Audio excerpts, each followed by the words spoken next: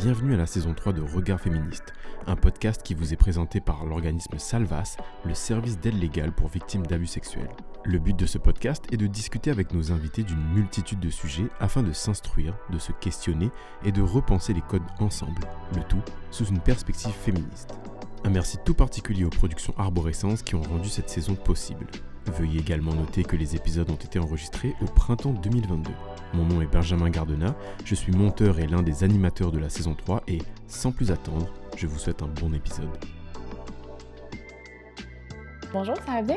Oui, merci. Ça va bien, toi? Oui, merci. Je suis vraiment contente de t'avoir aujourd'hui. Donc, notre sujet de conversation, c'est la cyberviolence. Est-ce que tu peux prendre un moment pour te présenter? Oui. Je m'appelle Andréane Lapierre. Je suis étudiante au doctorat en psychologie. Puis, dans le fond, je travaille dans le domaine de la violence. Je m'intéresse à la violence dans les relations amoureuses chez les jeunes, chez les adultes, puis aussi à la violence là, en général dans les relations interpersonnelles. Donc, tu es vraiment la personne idéale pour pouvoir répondre aux questions. Je sais pas. C'est ça qu'on va voir, mais... Moi, je pense que oui. Je pense vraiment que oui. Mais on peut commencer par juste peut-être définir un peu c'est quoi la cyberviolence. Oui. Bien, dans le fond, la cyberviolence, ça va être toutes sortes de violences qui peut être soit psychologique ou de nature sexuelle, mais qui va se produire en ligne ou à l'aide des technologies, dans le fond, de l'information. Donc, ça peut prendre diverses formes, comme par exemple pour la violence psychologique, on peut parler de harcèlement qui pourrait se produire exclusivement en ligne. On peut parler aussi du phénomène, par exemple, de trolling, qui est le fait de publier, dans le fond, des messages à caractère haineux, par exemple, en dessous des publications de d'autres personnes, simplement dans le but, dans le fond, de perturber les échanges. Puis on a aussi, dans le fond, ça c'est pour la violence qui est plus de nature psychologique, puis il y a aussi de la violence qui peut être de nature sexuelle qui va se produire en ligne. On peut penser, par exemple, à du harcèlement sexuel, aux fameuses dick pics aussi, qui sont envoyées, donc le fait de recevoir des photos d'organes génitaux, dans le fond, sans avoir consenti à les recevoir. Ça peut être de la cyberviolence. Puis sinon, ben, pour la violence sexuelle, ça pourrait être aussi, par exemple, le revenge porn, qui est le fait d'avoir du contenu à caractère sexuel qui nous concerne, qui va être publié, dans le fond, à notre insu ou sans notre consentement en ligne, dans le but de se venger ou de... En fait, quelqu'un d'autre le fait dans le but de se venger ou de nous faire du mal. Fait que c'est des exemples de cyberviolence. OK. Est-ce que tu viens... Tout ce qui est plus sexuel, plus au niveau du harcèlement sexuel, c'est tout ce qui est considéré comme du sextortion, un peu? Ben en fait, le sextortion, c'est une forme de cyberviolence sexuelle qui est le fait, dans le fond, de publier du contenu à caractère sexuel, par exemple, qui te concernerait, puis de demander une rançon en échange ou... Ben, ça peut être une rançon, disons, de type monétaire, mais ça pourrait être d'autres types de rançons. Donc, quelqu'un demanderait de recevoir quelque chose en échange pour pas publier, par exemple, le contenu ou pour limiter la diffusion. Fait que c'est une forme, mais ce qui est un peu différent dans le revenge porn, ça va surtout se produire dans le contexte de séparation, mettons, entre deux partenaires. Puis, dans le fond, c'est comme si un des partenaires va utiliser du contenu à caractère sexuel qui va avoir été produit, par exemple une sextape qui aurait été produite dans le couple, puis il va diffuser cette vidéo-là en ligne. Il y a même des sites dédiés à ça, dans le fond, revenge porn, dans le fond, qui permettent à des ex-partenaires de mettre en ligne des vidéos concernant leur ex, des vidéos à contenu à caractère sexuel, dans le fond, sans que la personne ait consenti à ce que ce contenu-là soit diffusé, là, dans le fond, publiquement. Puis l'intention derrière ça, ben, c'est de se venger, dans le fond, de causer du tort à son ex-partenaire. Là. OK, fait que si je comprends bien, c'est quand même un problème qui, au final, a quand même une grande ampleur, puis ça existe peut-être plus que ce qu'on en entend parler. Oui, ce qui est particulier avec la cyberviolence, c'est qu'il y a vraiment... il y a un gros étendu, dans le fond, d'actes. Fait qu'on peut passer de dans le fond, il y a de la cyberviolence qui est comme très banalisée puis très répandue, qui est par exemple le fait de recevoir à répétition des invitations à caractère sexuel, par exemple. Donc, quelqu'un qui insisterait plusieurs fois pour avoir des échanges, pour recevoir des photos, quelqu'un qui enverrait des dick pics, par exemple. Donc, ça, c'est une cyberviolence sexuelle, par exemple, qui est comme super répandue. Les autres formes de cyberviolence qui sont super répandues, ça va être le trolling, donc le fait d'avoir des propos soit dénigrants ou insultants, dans le fond, qui vont être publiés en dessous de publications par des inconnus ou parfois des personnes connues. Donc ça va être super répandu puis super banalisé. Puis à l'autre bout du spectre, ben on a des violences moins répandues, mais dont les impacts peuvent être, en fait, sont documentés comme étant plus importants. Fait que là, on pense plus au revenge porn, par exemple, qui peut avoir des impacts, par exemple, oui, psychologiques chez la victime, mais aussi qui pourrait avoir des impacts, par exemple, sur sa vie professionnelle, sur toutes ses relations interpersonnelles, donc qui aurait accès, par exemple, à ce contenu-là. Donc, il y a ces formes de violence-là. Puis dans les autres formes aussi qui sont un peu plus extraordinaires, dans le sens que c'est moins répandu. Ça va être, par exemple, l'emploi de logiciels soit de géolocalisation, donc quelqu'un qui, à ton insu, par exemple, installerait quelque chose sur ton cellulaire pour être capable de te suivre en temps réel, par exemple un partenaire ou un ex-partenaire, puis qui pourrait savoir en tout temps, dans le fond, où tu te trouves. Donc ça, c'est une violence qui existe, qui va faire partie des cyberviolences parce qu'on utilise des technologies, dans le fond, pour commettre cette violence-là, mais c'est ça, ça va être beaucoup moins prévalent. Puis, en fait, parce que, ouais, c'est assez impressionnant de savoir qu'il y a tout ça au niveau du harcèlement là, qui existe. Là. Donc, je pense que c'est vraiment important d'en parler puis de savoir que ça existe. Comme, comment on en parle, comment on aborde ce sujet-là, selon toi, comme par où il faut passer pour pouvoir en parler, comment on reçoit ce genre d'informations-là aussi. Bien, ce que je trouve particulier avec la cyberviolence, c'est que c'est... je pense que c'est une forme de violence qui est comme extrêmement répandue puis qui va facilement être banalisée. Au sens où chaque jour, on va être exposé à tellement de contenus, soit haineux ou à caractère sexuel, par exemple sur les réseaux sociaux ou à travers nos échanges numériques, que je pense que ce qui est complexe, c'est que, un peu comme ça a été, je pense, à une époque par rapport aux violences sexuelles comme en personne, c'est que même les personnes qui en sont victimes, ou en tout cas qui sont victimes, dans le fond, de cyberviolence, ben s'identifieront pas nécessairement comme des victimes. Un peu comme ça peut être le cas, je pense, concernant les violences à caractère sexuel. Je pense que maintenant, on est comme dans un mouvement social qui permet peut-être plus facilement de voir les violences à caractère sexuel, mais je pense qu'on n'en est comme pas rendu là par rapport aux cyberviolences. Parce que c'est tellement largement vécu. En fait, c'est jusqu'à 78% des femmes, en fait, qui rapportent avoir déjà subi des cyberviolences. Ça va varier beaucoup dans les études, dépendamment de quelle forme de cyberviolence on va considérer. Fait que pour un gros pourcentage comme ça, c'est sûr qu'on parle plus d'actes comme le fait de recevoir des propos dénigrants, le fait d'être, par exemple, harcelé à répétition, le fait de recevoir des dick pics. Dans le fond, c'est les formes qui sont les plus répandues. Mais reste que c'est tellement fréquemment vécu que je trouve que ça va être difficile, en fait, je trouve que c'est pas si simple à aborder. Puis je pense que la meilleure façon peut-être de l'aborder, bien, c'est juste de rester très... je pense que j'ai touché mon micro. Mais je pense que la meilleure façon de l'aborder, ça va être vraiment de se rendre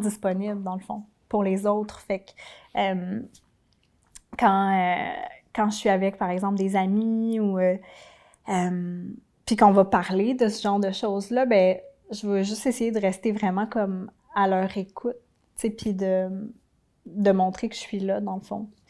Ouais. Pour les écouter, parce que ça, c'est un sujet qui est tellement banalisé, en fait, qu'on voit tellement souvent. Le 78% des cas, mon Dieu, c'est quand même beaucoup. Ouais. Je sais pas, ça inclut les hommes et les femmes, j'imagine, dans ce pourcentage-là, ou c'est uniquement au niveau des filles? C'est uniquement au niveau des filles, ce OK. pourcentage-là. Chez les jeunes, on va parler de 40 à 60% des jeunes. J'ai pas de pourcentage pour les hommes spécifiquement. Il y a moins de recherche qui est faite, dans le fond, sur les hommes. Chez les jeunes, on va parler de 40 à 60% des jeunes en général, mais sur ce pourcentage-là, dans le fond, il y a jusqu'à 70% qui sont des filles. OK. Donc, ce qu'on sait, en fait, c'est que pour les cyberviolences, ben la majorité des personnes victimes, ça va être des filles ou des femmes. Donc, c'est vraiment un des facteurs de risque, là, c'est le fait d'être une femme. OK. Puis, ouais, en fait, c'était une question que j'avais, comme, c'est quoi les facteurs qui augmentent notre possibilité d'être victime d'une cyberviolence? Mm-hmm. D'être une femme, c'en est un. Oui, être une femme, c'en est un. Un autre facteur, en fait, quand on est en couple, la période qui est la plus critique, ce qui est documenté par la recherche, c'est quand on est âgé de 18 à 29 ans. Donc, c'est tout l'établissement des relations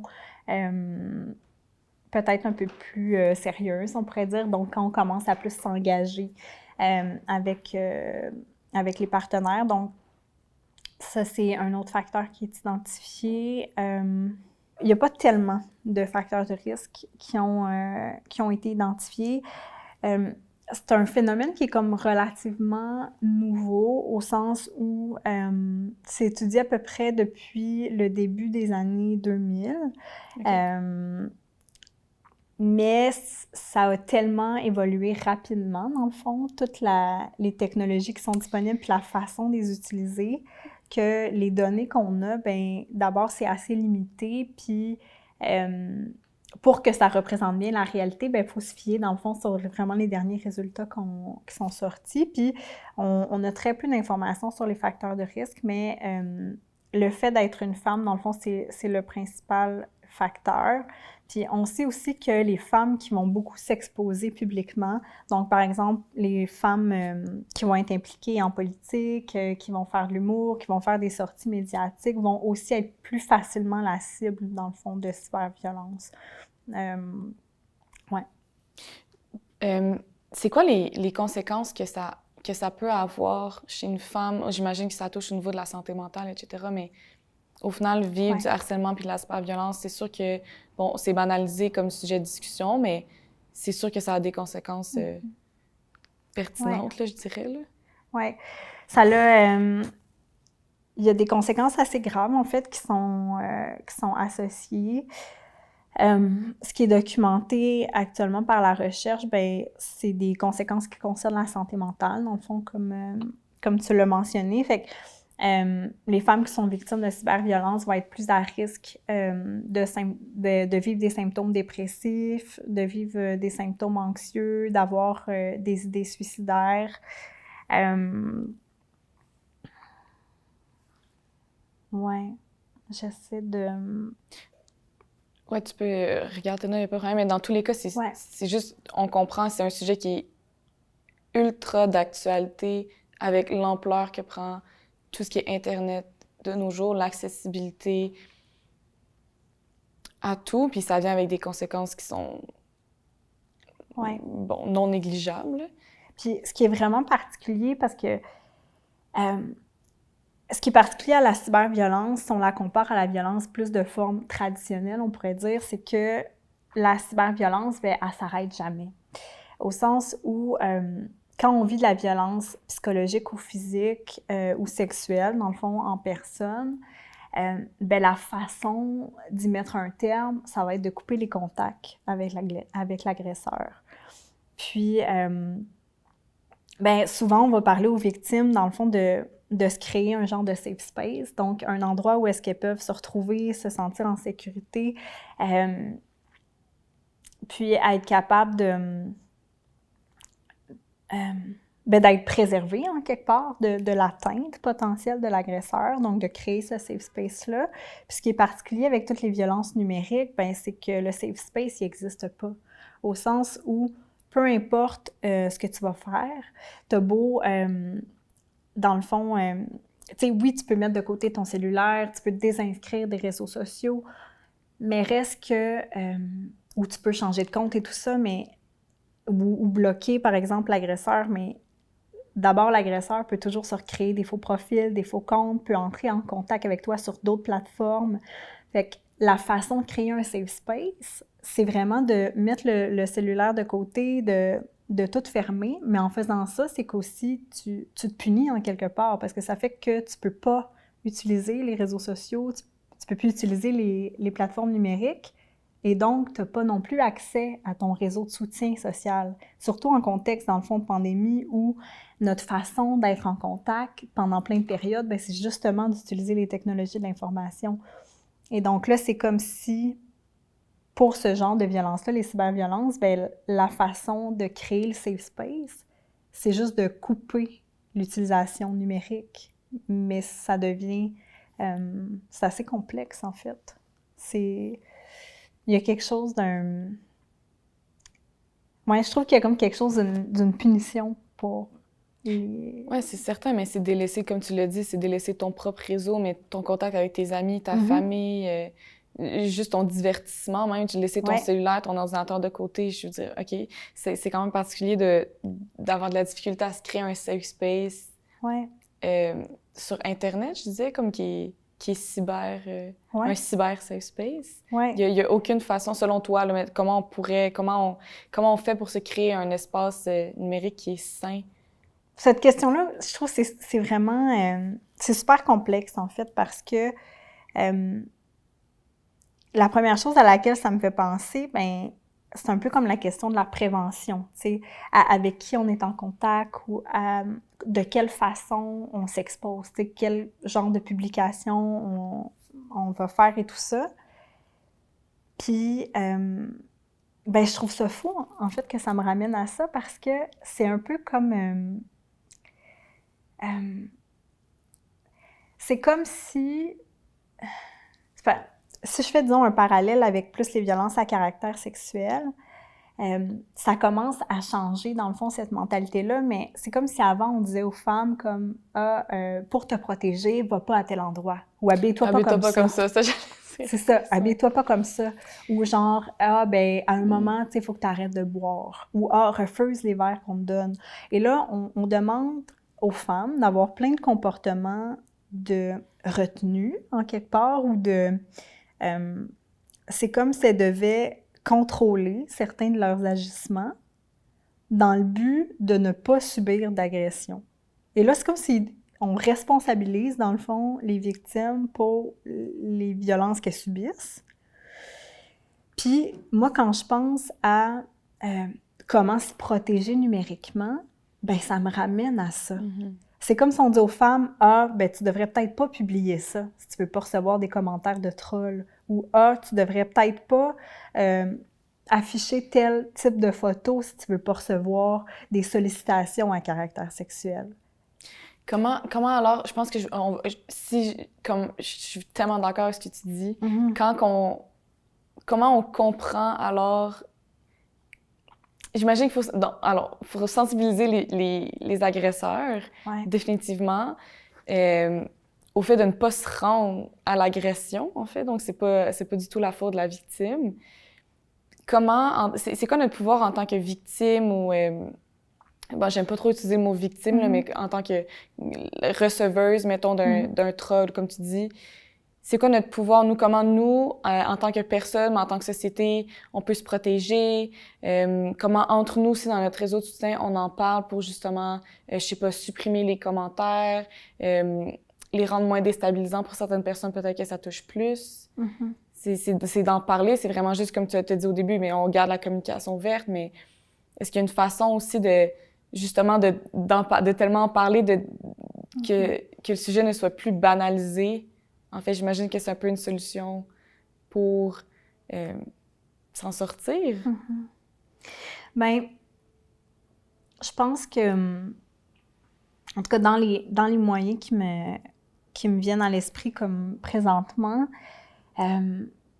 c'est sûr que pour, je sais pas si on peut dire débanaliser un phénomène, ou en tout cas pour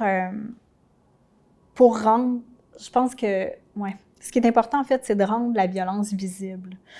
Donc, je pense que comme témoin, on a vraiment un rôle important à jouer. Fait que chaque fois où on voit de la cyberviolence en ligne, chaque fois qu'on est témoin de ça, bien, je pense que c'est important de dénoncer ça, de réagir à cette cyberviolence-là. Donc, ça pourrait être, par exemple, de commenter en retour de façon respectueuse, mais juste pour signifier notre désaccord avec la façon dont la conversation se passe. Donc, de signifier qu'on ne va pas tolérer, dans le fond, ce type de propos-là. Ça pourrait être de supprimer aussi les commentaires, de venir limiter qui peut participer aux échanges. Mais je pense que dans tous les cas, il faut rendre visible, dans le fond, cette violence-là. Puis, dans les autres moyens pour la rendre visible, bien, je pense que ça peut passer aussi par l'éducation sociale puis la prévention. Donc, de parler de qu'est-ce que c'est la cyberviolence, probablement aussi d'en parler, dans le fond, dans les milieux d'éducation. Donc, vraiment de laisser de l'espace pour parler de ça, ouais. Est-ce qu'on a un pouvoir légal ou est-ce qu'il y a des lois, des règles qui réglementent ça? On sait tout ce qui est Instagram, Facebook, etc. Bon, il y a des façons de dénoncer en ligne, il y a des façons de supprimer des commentaires, etc. Mais après ça, en ce qui concerne le harcèlement puis la cyberviolence, mettons que j'en vis, vers qui je me tourne après? C'est quoi la prochaine étape après en avoir parlé à des témoins, puis mes amis, ma famille, des personnes de confiance? Est-ce qu'on peut porter plainte? Comment ça fonctionne? Ce qui est super complexe avec la cyberviolence, c'est qu'en fait, comme ça se passe en ligne, ça va être sujet aux lois de plusieurs pays à la fois. Ça va dépendre de où est-ce que les données sont hébergées, où est-ce que l'agresseur se trouve, où est-ce que la personne qui reçoit les propos se trouve. C'est super complexe sur le plan légal. Puis ça fait que, c'est sûr, mes connaissances légales sont limitées, mais actuellement, il y a comme très peu de poursuites, en fait, qui sont intentées, que ce soit là, au civil ou au criminel, parce que ça devient extrêmement compliqué, en fait, pour les personnes qui sont victimes d'avoir, en fait, des recours. Puis, dans le fond, il n'existe pas de lois qui sont propres aux cyberviolences. Donc, les façons pour les victimes de porter plainte, bien, ça va être quand, au niveau criminel, par exemple, on va être capable de considérer les actes subis en ligne comme étant du harcèlement à proprement parler ou comme étant des propos diffamatoires, par exemple. Fait qu'il va falloir que ça s'inscrive. C'est comme si, légalement, on est encore dans des violences qui sont de forme traditionnelle. Fait que quand la cyberviolence va être, va comme pouvoir s'inscrire. Être reconnue, dans le fond, ouais, exact. Comme, là, ça va fonctionner, mais sinon, il y a peu de prise, en fait. Pour le moment, c'est ça, c'est notre force. C'est une force de groupe, en fait. Il faut qu'on s'associe ensemble pour pouvoir dénoncer. Ouais. Puis, on parlait de la création d'un safe space, mais puis l'importance, justement, de dénoncer. Est-ce qu'il y a une façon de se protéger de la cyberviolence sans être dans la prévention? Pour vrai, Au niveau de l'éducation, je pense, peut-être. Ouais. On dirait que c'est comme ça, c'est ce qui me vient en tête rapidement. Bien, c'est sûr dans le fond, plus la violence va être visible, fait que soit... puis on peut la rendre visible en passant par l'éducation, dans le fond,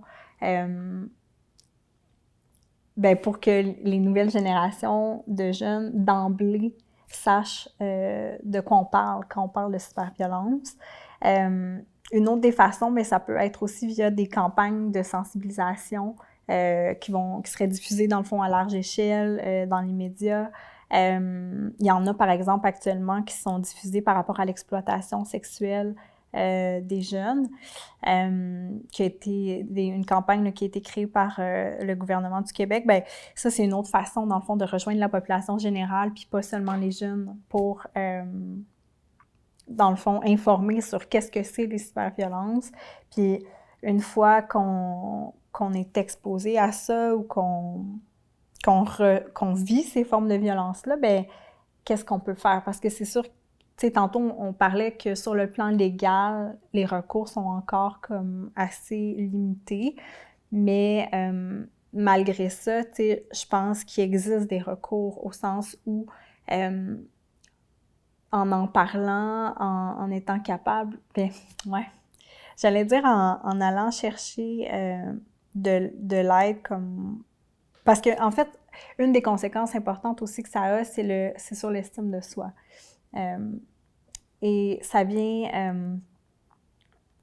ça a des impacts, dans le fond, vraiment sur le plan identitaire, comment la personne va se percevoir, c'est ça, sur l'estime d'elle-même. Puis, là, tu vois, j'allais dire comme que c'est possible d'aller chercher des ressources, par exemple, de l'aide psychologique et tout ça, mais en même temps, ça me fâche de dire ça parce que pour moi, de dire, ben c'est possible de se reconstruire ou c'est possible d'aller chercher du soutien, ben c'est encore de dire aux personnes qui subissent, tu es responsable de...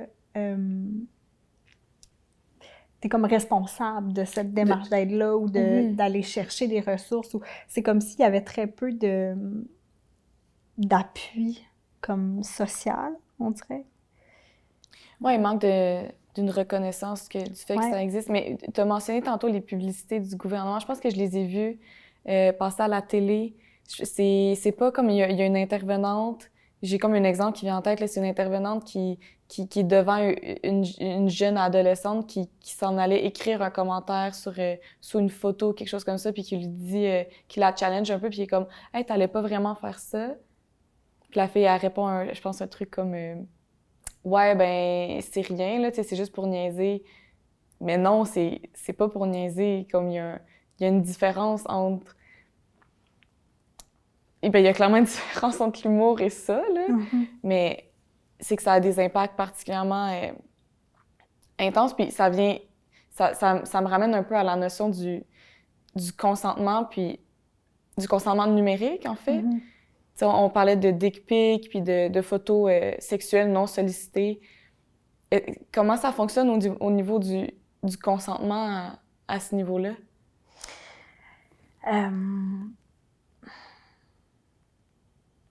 Ben, ça aussi, je trouve que c'est super complexe, en fait. Puis c'est un contexte de consentement qui est particulier parce que, ben, tu sais, oui, on peut parler de consentement quand on est dans des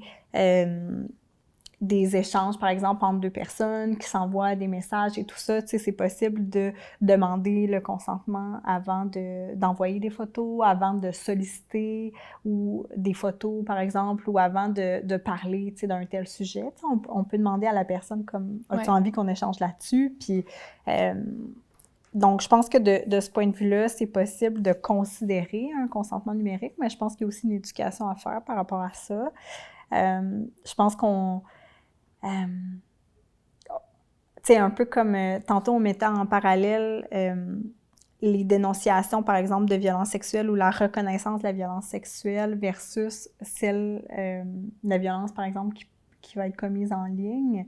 Bien, pour moi, il y a un peu cette question-là aussi par rapport au consentement, au sens où je pense que de plus en plus, on commence à reconnaître l'importance, dans le fond, du consentement, notamment dans le contexte, tu sais, de la sexualité, puis que ça prend de plus en plus d'espace, dans le fond, public. Puis je pense qu'il y a tout ce travail-là aussi qui sera à faire, dans le fond, du côté de l'utilisation numérique, là, dans le fond, l'utilisation des réseaux sociaux et tout ça. Je pense qu'on en est on n'en est pas tout à fait là, puis qu'il y a vraiment du travail à faire. Fait que ça, c'est comme le côté du consentement, plus dans des échanges comme bidirectionnels, à deux, avec deux personnes. C'est plus facile, on s'entend, il y a moins de parties impliquées. Là. Exactement. Mais ce qui devient super complexe, c'est à partir du moment où, effectivement, qu'il y a plus de personnes impliquées, quand, dans le fond, une personne va publier, par exemple, une photo ou va faire une publication, puis qu'à partir de là, ce qui arrive, en fait, c'est que la publication devient d'une propriété publique, on pourrait dire. C'est ça, parce qu'au final, tout se passe sur la place publique. Exact. Il n'y a plus rien, autant au niveau du commentaire que du contenu qui est publié ou quoi que ce soit, de ce que je comprends. Bon, au niveau des commentaires Facebook, Instagram, peu importe la plateforme, mais si on parle aussi des contenus qui sont envoyés en message direct, on considère que c'est encore une place publique? Oui, c'est une bonne question, en fait. Je ne saurais pas comment Parce que, bon, il y a la place publique. Donc, tous les commentaires qui sont faits sur la place publique, bon, tout le monde y a accès, tout le monde peut les voir. Donc là, d'où vient toute l'importance d'en discuter, puis de dénoncer, puis de comprendre que ça existe et que c'est là? Oui. Puis ça devient... C'est dans ce contexte-là, particulièrement, je trouve que la question du consentement devient super complexe parce que soit on peut publier un contenu en ayant une espèce de visée ou en tout cas une vision de cette publication-là, puis parfois ça se met à complètement aller ailleurs. On peut constater des propos comme super violents, être dénigrés, et là on se ramasse à devoir gérer, dans le fond, toute cette partie-là. Sans avoir consenti, dans le fond, en quelque part, à ce que ça aille jusque-là. En même temps, une fois que c'est publié, c'est comme si le contenu devient public aussi. Fait que c'est comme... C'est super complexe. Moi, je sais plus trop où est-ce que je voulais m'en aller avec ça. J'ai comme une autre idée, mais... Ça justifie un peu toutes les mesures aussi qui sont mises en place par les réseaux sociaux comme Instagram, TikTok, Facebook, qui visent à protéger des commentaires haineux. Je trouve que particulièrement, je trouve qu'il y a de plus en plus de sensibilisation au contenu qui est sexuel, je trouve, sur les réseaux sociaux. En même temps, il n'y a pas juste ça. Tu sais, la violence, ça passe aussi par...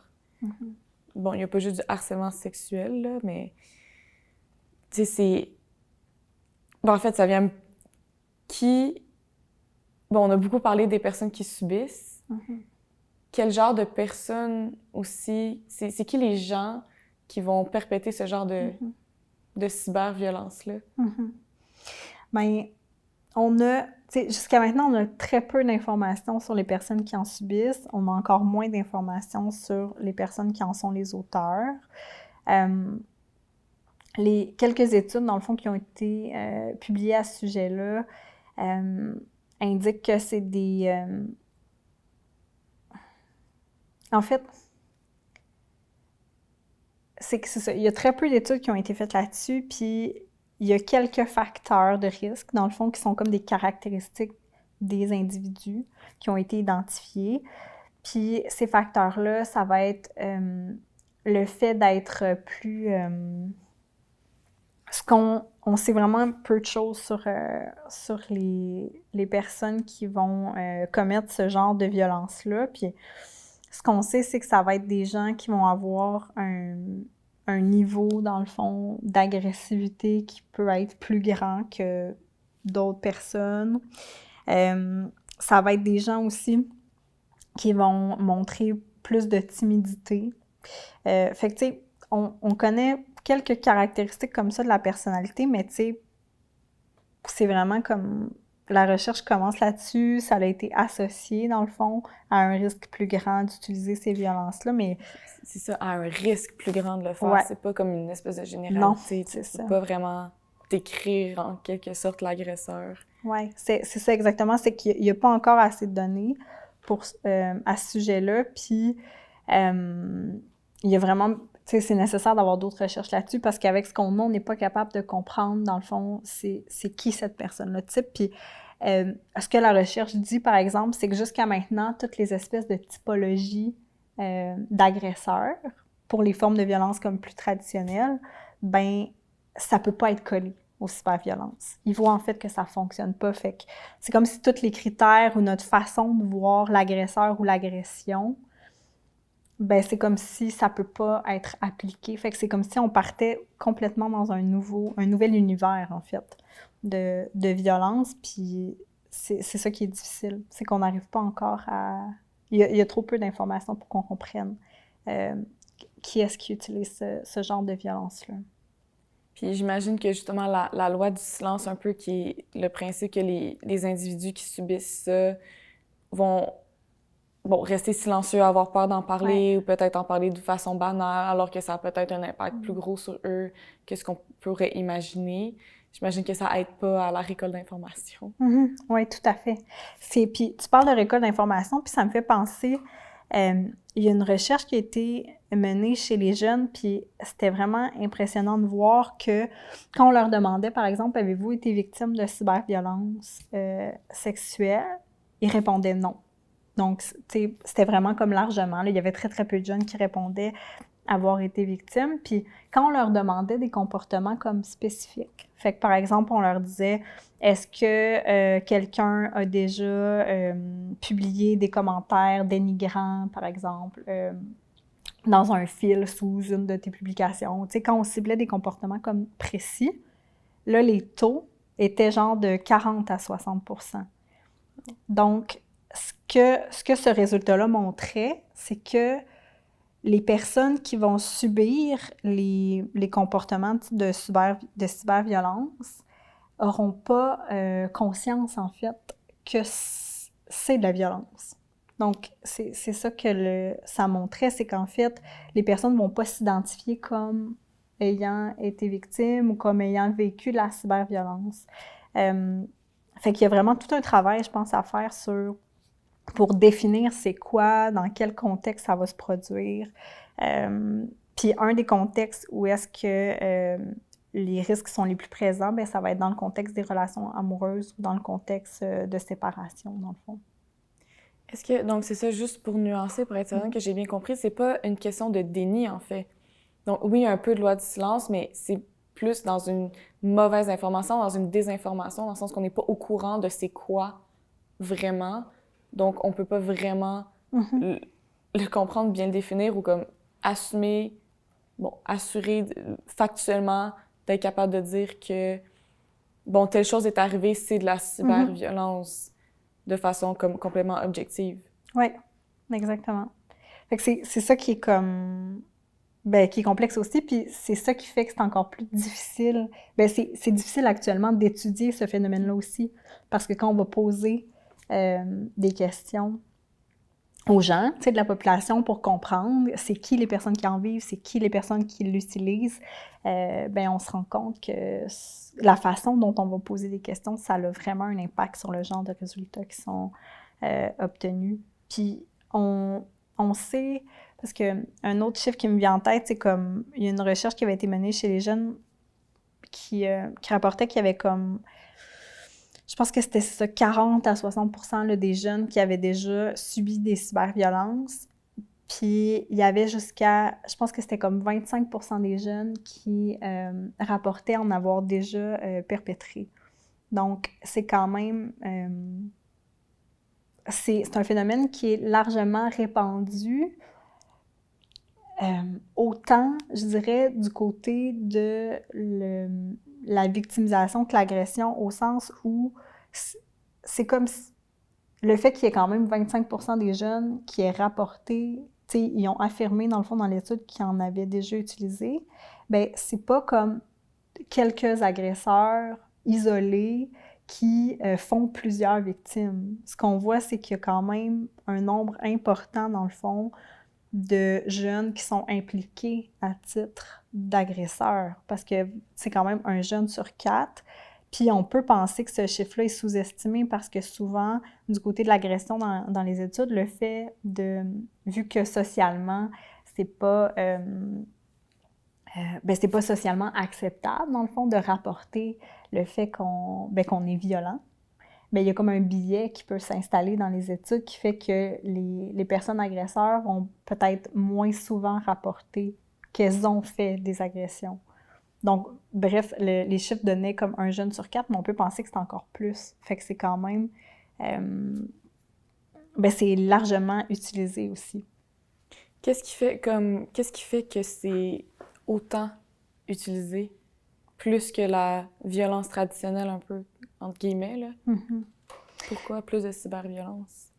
Je pense que le fait de ne pas être en contact direct avec la victime, je pense que ça implique quelque chose de différent comme au niveau de l'empathie.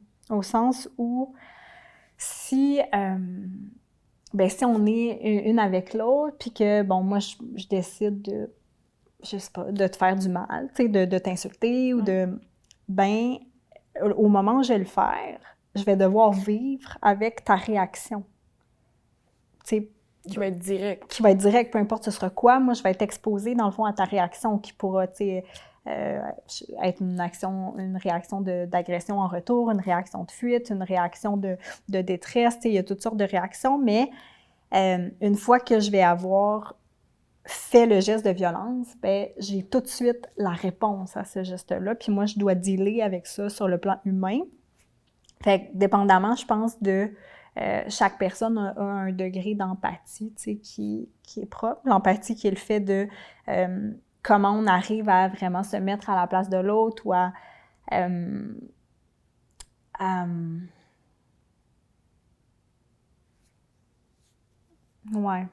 je dirais se mettre à la place de l'autre, comme s'identifier à l'autre. Puis je trouve que dans l'espace numérique, on n'a pas ce contact-là, dans le fond, à l'autre. On n'a pas la réponse directe. Et donc, je pense que c'est peut-être un contexte facilitant, quelque part, pour l'agression parce que d'abord, il y a quelque chose aussi de l'anonyme qui est possible. Donc, c'est possible d'avoir un faux profil, par exemple. C'est possible d'être en contact avec des gens que tu connais pas et de pouvoir finalement juste comme déverser,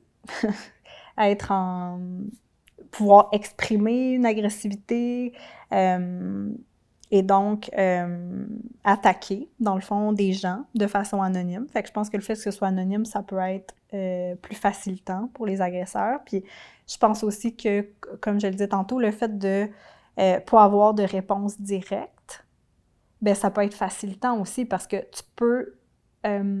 c'est comme si tu peux fermer les yeux sur le fait que tu as fait du mal, dans le fond, à quelqu'un d'autre. Parce que tu l'as pas vu. Exact, t'as pas vu sa réaction, t'as pas vu les conséquences de ce que t'as fait. Fait que la personne, tu sais, toi, t'es derrière ton écran, tu te défoules, tu vas attaquer les autres, tu peux troller des commentaires, tu peux envoyer des photos à caractère sexuel, tu peux faire plein de trucs, mais au final, c'est que tu vois pas toutes les conséquences des actes que tu fais. Fait que je pense que ce contexte-là, dans le fond, facilite aussi l'agression parce que c'est comme si l'agresseur commet les gestes de violence puis il n'a pas à gérer les conséquences qui viennent avec. Ou en tout cas, il peut beaucoup plus facilement, je trouve, s'en distancier ou fermer les yeux là-dessus.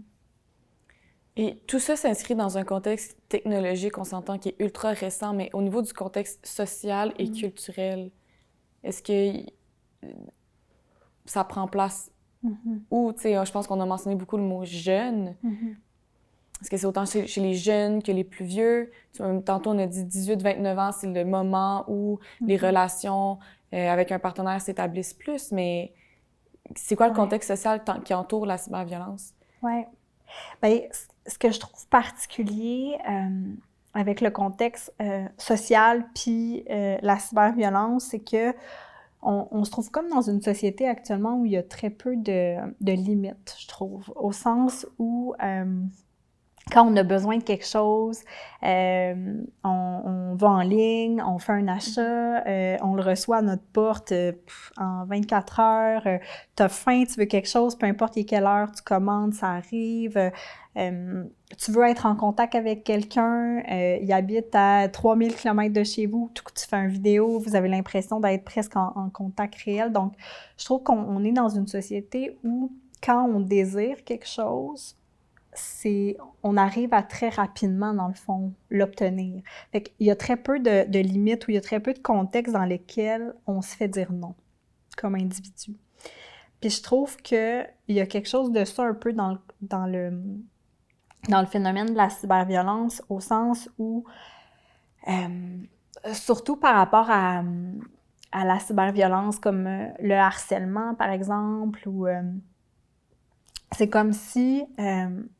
Donc, si par exemple, je sais pas, moi, je veux mettre un terme à ma relation amoureuse, puis bon, c'est terminé, etc. Donc, on n'est plus en contact, puis là, par exemple, j'ai mis fin à la relation, puis l'autre personne accepte pas, finalement, cette rupture-là, accepte pas que j'y ai mis fin, que j'ai mis fin à la relation, ben c'est comme si... En fait, je me perds un peu dans mes trucs, mais ce que je voulais amener par rapport à l'aspect social, c'est que je pense que comme individu, on a de la difficulté socialement, dans le fond, à se faire dire non.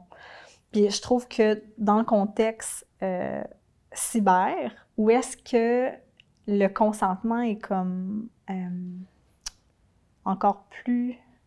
Ouais. Flou, non défini, oui. Ouais. Bien, c'est comme si... Il n'y a pas de nom, en fait. Il n'y en a pas de nom, c'est ça.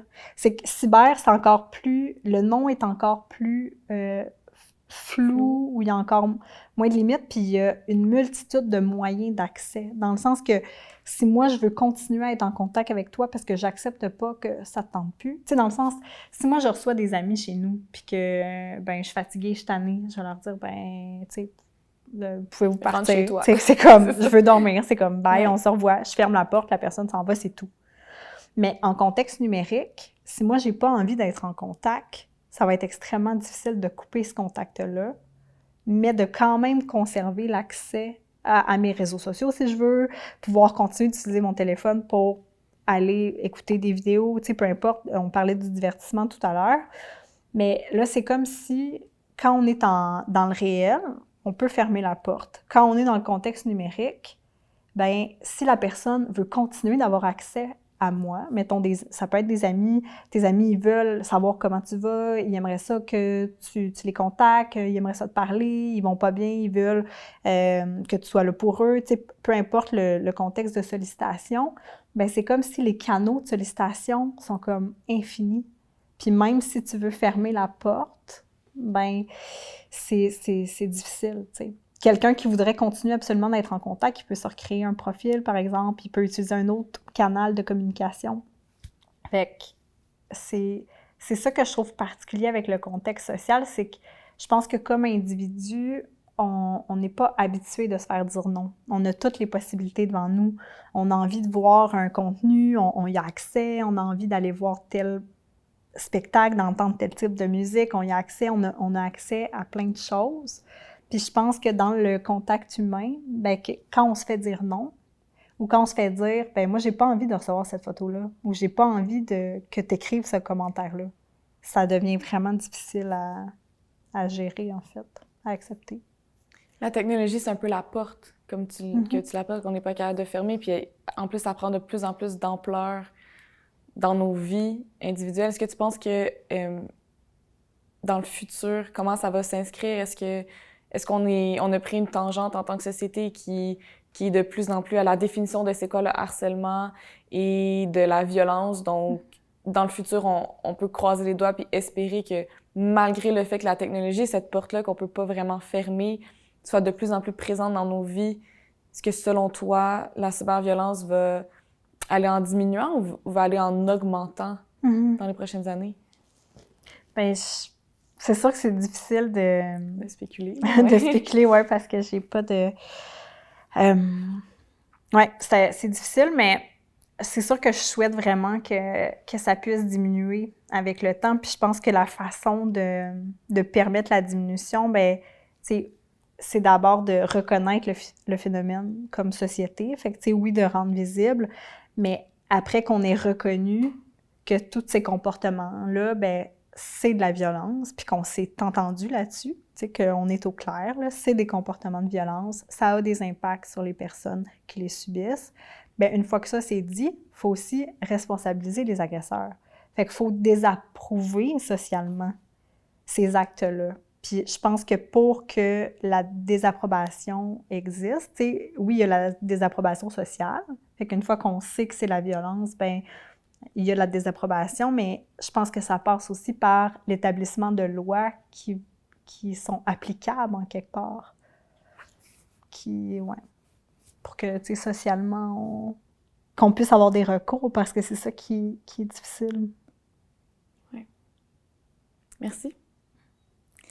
Merci beaucoup, beaucoup pour l'échange. C'était super intéressant. Est-ce qu'il y avait quelque chose que tu voulais ajouter? Oui. Je pense pas, pour vrai. Merci de m'avoir reçu. Ça m'a fait plaisir. Merci infiniment pour votre écoute. Si vous avez apprécié cet épisode, n'hésitez pas à le partager à votre entourage. Pour être avisé de la sortie des prochains épisodes, abonnez-vous à Regard Féministe sur votre application de podcast préférée. Et pour suivre le Salvas, rendez-vous sur nos pages Instagram, Facebook ou encore sur notre site internet. Tous les liens sont dans la description de l'épisode. On se retrouve prochainement pour un nouvel épisode de Regard Féministe. À bientôt.